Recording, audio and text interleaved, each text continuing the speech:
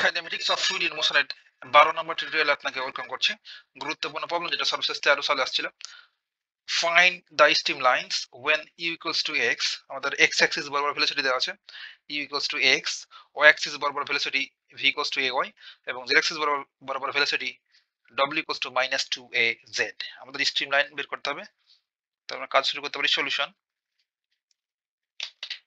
Given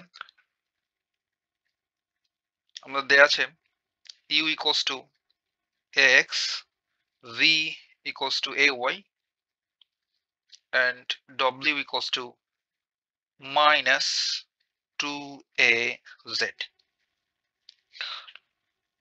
নাও স্রোতরেখার সমীকরণটা কি ভাই? স্রোতরেখার সমীকরণ বা স্টিম লাইনস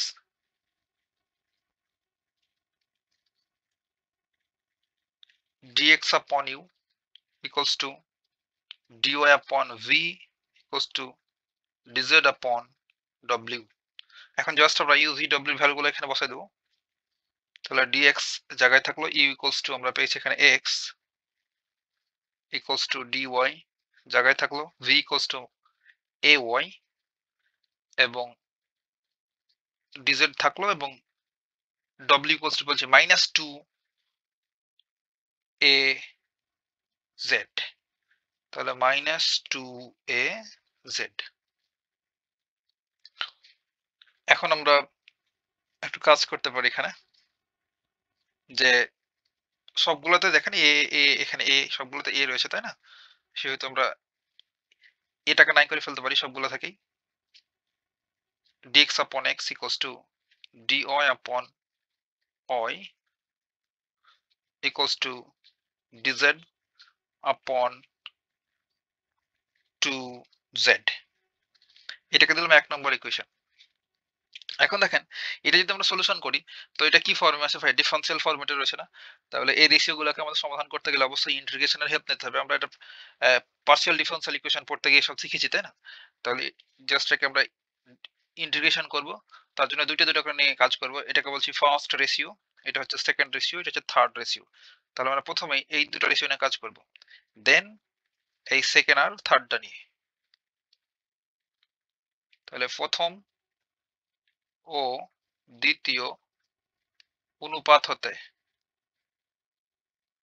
বা রেশিও হতে ফার্স্ট রেশিওটা হচ্ছে dx upon x equals to dy upon y। সমাধান করার একটাই ওয়ে, জাস্ট ইন্টিগ্রেশন করতে হবে। আমরা ইন্টিগ্রেশন করতে পারি, এটাকে চাইলে সাইন দিবেন আপনি, না দিলেও হয়। সাইন না দিলে ডান পাশটাতে লিখতে হবে যে ইন্টিগ্রেশন করে, হ্যাঁ। তাহলে 1 upon y dy, ইন্টিগ্রেশন চিহ্নটা আপনি না দিলে। তাহলে 1/x এর সমাকলন ln x, আর ডান পাশটাতে ln y, আর একটা ইন্টিগ্রেটিং তো কনস্ট্যান্ট লাগবে তাই না? তাহলে ln, এগুলো যেহেতু লন ফর্মে রয়েছে কনস্ট্যান্টটাকে লন ফর্মে নিলাম, ln c1। এবার ln x জায়গায় থাকলো, ডান পাশটাতে আমরা প্রপার্টি অফ লগারিদম ইউজ করব। তাহলে ln y c1, both side থেকে ln ln ক্যান্সেল। তাহলে x equals to y c1। এটা হচ্ছে আমাদের 1 নম্বর ইকুয়েশন, তাই না? ওখানে 1 দিয়েছি, এটা 2। এখন আমরা সেকেন্ড এন্ড থার্ড রেশিও নেব, দ্বিতীয় ও তৃতীয় হতে, বা অনুপাত লিখতে পারেন এখানে চাইলে, অনুপাত হতে। সেকেন্ড এন্ড থার্ড অনুপাতটা যদি এখানে লিখি, ছিল আমাদের dy upon y, আর এখানে মাইনাস dz upon 2z। ঠিক তো লিখলাম নাকি? ওকে। যথারীতি জাস্ট আমরা ইন্টিগ্রেশন করব, 1 upon y dy equals to minus এই হাফটা তো কনস্ট্যান্ট জায়গায় রেখে দিলাম, এটা হবে 1 upon z dz। এটা ইমপ্লাই করছে হচ্ছে ln x, sorry ln y, আর এই হাফটা জায়গায় থাকলো, এটা হচ্ছে ln z। আর ইন্টিগ্রেটিং কনস্ট্যান্ট এগুলো লন ফর্মে রয়েছে, সেটাকে তার জন্য এই কনস্ট্যান্টটা লন ফর্মে নিব, ln c2। বাকি ক্যালকুলেশন এখানে।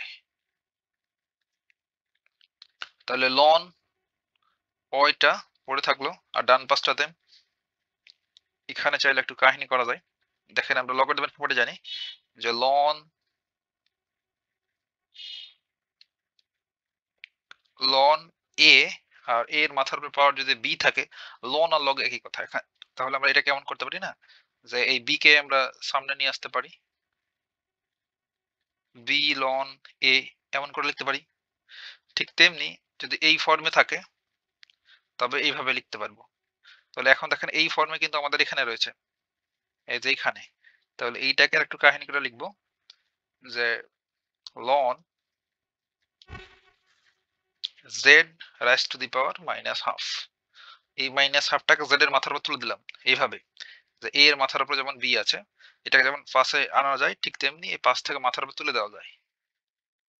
তাহলে প্লাস আমার কনস্ট্যান্টটা লিখে দেবো এখানে লন সি টু, এটা ইমপ্লাই করছে লন ওয়াই, আর এখানে লন এটা লিখা যায় 1/√ জেড, নিচে নামে দিলাম, তাহলে মাইনাসটা নাই হয়ে গেল, plus ln C to ln Y, আর এখানে লগারিদমের প্রপার্টি ইউজ করবো আবার, তাহলে লন, তাহলে c2/√ জেড। দেখেন এখানে যদি গুণ অবস্থায়, সরি, প্লাস অবস্থায় থাকলে আমরা গুণ অবস্থায় লিখতে পারবো, তাহলে 1/z ইন্টু সি টু, তাহলে উপরে সি টুটা রাখলাম আর কি। তাহলে বোথ সাইড থেকে লন লন ক্যান্সেল, তাহলে ওয়াই ইকুয়ালস টু আমরা পেলাম c2/√ জেড। এটা একটু সুন্দর করতে পারি, তাহলে y root z equals to c2। এটা হচ্ছে আমাদের 3 নম্বর ইকুয়েশন। এখন 2 আর 3 নম্বর যে ইকুয়েশন পেলাম, এই দুটোর ইন্টারসেকশনটাই মূলত স্ট্রিম লাইন নির্দেশ করে।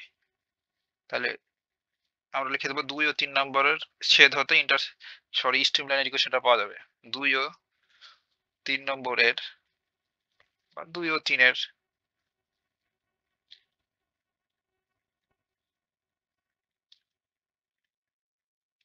দুই ও 3 নম্বর ইকুয়েশন এর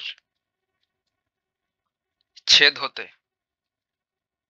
আর কেমনে গুলো পাওয়া যায় একটা টিউটোরিয়াল এসব দেখিয়েছি, সত্যরেখার